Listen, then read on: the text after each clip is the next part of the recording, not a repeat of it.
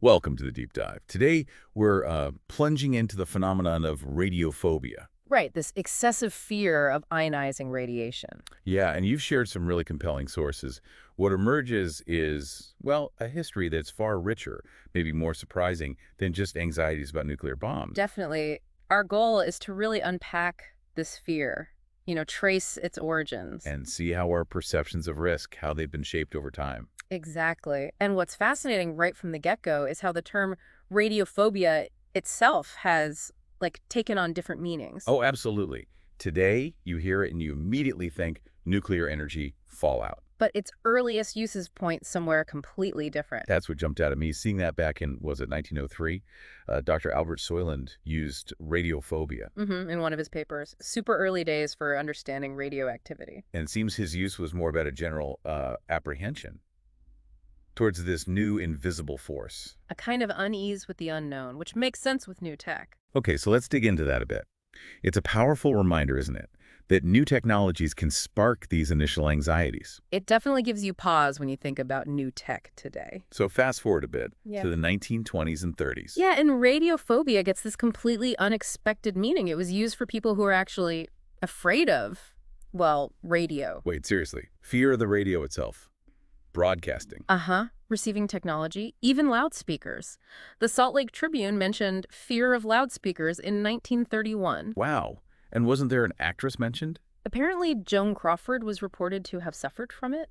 It makes you wonder what those anxieties were really about. It really puts our current tech anxieties into perspective, doesn't it? It does, and it wasn't just like a fringe thing. Australian papers in the 30s and 40s also used radiophobia that way. Okay, so then in 1949, there's this poem. Yes, by Margaret Mercy Baker, called Radiophobia. But she wasn't fearing the tech, was she? It was advertising. Exactly, lamenting ads on the radio. So the anxiety shifted from the mechanics to the content cluttering the airwaves. It really shows how tech can become a focal point for other kinds of societal worries. Then, moving into the 50s and 60s, we see another really significant shift. Right, this is where it starts to sound more familiar, the Science Service articles. Yeah, they started connecting radiophobia to fear of gamma radiation, medical x-rays. Much closer to how we think of it now. Yeah. What triggered that change, do you think? Well, the sources point towards that 1956 National Academy of Sciences report. Ah, the one on genetic hazards of ionizing radiation. Precisely. That would brought the potential dangers much more into the public eye. And then by 1970, Dr. Harold Pettit calls it a psychological disorder. Yeah, stemming from what he saw as exaggerated fears after the atomic testing in the 50s.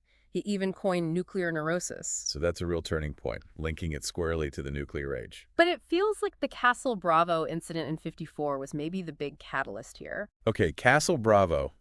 This is where things get really serious, isn't it? Absolutely. Castle Bravo was a thermonuclear test, and the yield was way bigger than expected. How much bigger? They predicted 4 to 6 megatons. It detonated at 15 megatons. Whoa. That's huge. Massive. And it resulted in widespread radioactive fallout. They called it bikini snow. Bikini snow, because it looked like snow. Essentially, yeah, visible radioactive coral dust raining down. And this had immediate, devastating consequences. The Japanese fishing boat. The Daigo Fukuri Maru got right in the fallout zone. The crew handled the material, not knowing. Not knowing the danger, yeah. They suffered acute radiation sickness, beta burns, from handling the snow. And tragically, one of the crew members died. The chief radio man, Kuboyama Aikichi, died 7 months later. And estimates suggest maybe 100 other boats were contaminated. And people on the islands, too. Marshall Islanders were exposed, yeah. It led to evacuations. You can only imagine the fear in Japan after that. Oh, definitely. Widespread fear about uncontrolled weapons, contaminated fish getting into the food supply. Some called it a second Hiroshima. Based on reports about the contamination scale, yeah. Yeah. Joseph Rotblat highlighted that. It got political too, right? The U.S. and Japan. Very. They reached a compensation agreement, partly to try and quell rising anti-American sentiment. But the social impact, the crew who survived. They faced terrible prejudice, discrimination. People thought radiation exposure was contagious. That's heartbreaking. It just shows how fear and, well, misinformation can really hurt people. And this fear, this radiophobia, it didn't stay contained. It seeped into popular culture. Right. The sources mentioned Godzilla, Gojira, from 1954. Ishiro Honda's film. It's seen as a direct metaphor for this post-war radiophobia. The opening scene even mirrors the fishing boat incident. Directly, Roger Ebert called it the Fahrenheit 9/11 of its time. It shows how deep that anxiety ran. Wow. And it wasn't just monster movies either. No, Akira Kurosawa's I Live in Fear from 1955 explored that irrational terror of radiation, of nuclear war. And then Neville shoots on the beach in 57. Chilling stuff. A post-nuclear world, radiation slowly spreading. Inevitable doom. Helen Caldicott, the anti-nuclear activist, cited that book as a big influence. Yeah, it had a real impact. So what does this tell us?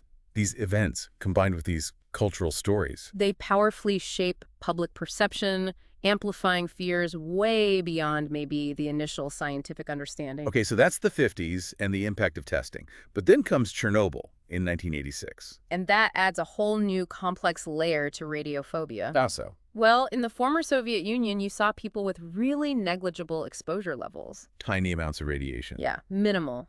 But they exhibited extreme anxiety. It led to psychosomatic issues, increased alcoholism, even a drop in life expectancy among evacuees. And that wasn't mainly due to cancer from the radiation itself. No, Dr. Shunichi Yamashita noted it was more the immense psychological stress, the trauma of forced relocation, the fear, the uncertainty. And they actually coined a term for it, didn't they? Radiation phobia syndrome, introduced in 1987 by Ilyin and Pavlovsky. But there was pushback on that idea, too. Lyubov Sirota's poem. Radiophobia, yeah. She questions if it's just fear of radiation or if it's tied up with fear of war, betrayal, lawlessness. Suggesting deeper anxieties were at play. Right. And Adolf Karash criticized the term radiophobia itself. What was his argument? That it pathologizes what might be normal self-preservation, moral suffering in response to a disaster and how it was handled.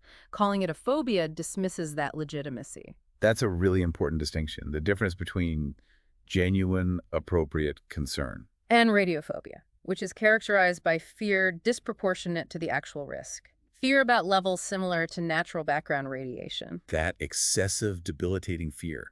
Marvin Goldman even suggested radiophobia's impact might have been greater than the fallout itself. It's a strong claim. And Chernobyl also wrecked public trust, didn't it? Hugely. Distrust of officials, even medical professionals. Some journalists apparently encouraged that. And that breakdown of trust just fuels more anxiety, more misinformation. Which brings us to the Chernobyl abortions. Yeah. That's a really stark example. In countries like Denmark, Greece, Italy, there was a noticeable rise in induced abortions. Based purely on fear, even when the actual fetal risk was deemed very low. Yes. It just shows the incredible power of public debate, media narratives, especially in a crisis. This whole question of risk perception, it leads us to that scientific model, the LNT. Right, the linear no-threshold model. Can you briefly explain that? Sure. It's basically a conservative, safety-first assumption. It assumes that any dose of radiation, no matter how small, increases cancer risk linearly. Even tiny doses. That's the model's assumption. It's used for setting safety standards, but it's debated. How does it relate to radiophobia? Well, some argue the LNT model itself amplifies fear of low doses fuels radiophobia because it implies there's no truly safe level, even if the biological evidence for harm below, say, 100 millisieverts is quite limited. Interesting. And we saw similar patterns of fear after Fukushima in 2011. Reports came out, Der Spiegel mentioned it, Geraldine Thomas, Japanese residents suffering from radiophobia. And the evacuations there also had unintended consequences. Tragically, yes. The New York Times reported around 1,600 deaths were linked just to the stress of the forced evacuation. Evacuating 154,000 people. An evacuation that some argue wasn't entirely justified by the actual radiation levels. It's a terrible reminder of the human cost of excessive fear. It's such a paradox, isn't it? This intense fear on one hand. And then on the other, you have commercial products actually marketed for their radioactivity, like negative ion bracelets, radon spas. Right. It shows a real disconnect in public understanding. Definitely. And radiophobia isn't just about big disasters. It happens in everyday settings, too. Like in healthcare. Yeah. Patients getting x-rays or radiation therapy. Exactly. Or people working near industrial radiography equipment. They can experience this fear, too. Which highlights the crucial role of healthcare professionals. Absolutely. Providing clear information, reassurance, explaining the safety measures like lead aprons, dosimetry. It's vital. So bringing this all together, Radiophobia has this long, twisting history. Started with anxieties about radio itself, incredibly. It is shaped profoundly by huge nuclear events like Castle Bravo, Chernobyl, Fukushima. And these events often led to psychological, social consequences that sometimes seem to outweigh the direct radiation health risks. And the term itself remains debated. Does it dismiss legitimate concerns? That's the argument some make, yeah. It touches on ethics, trust, how we communicate risk.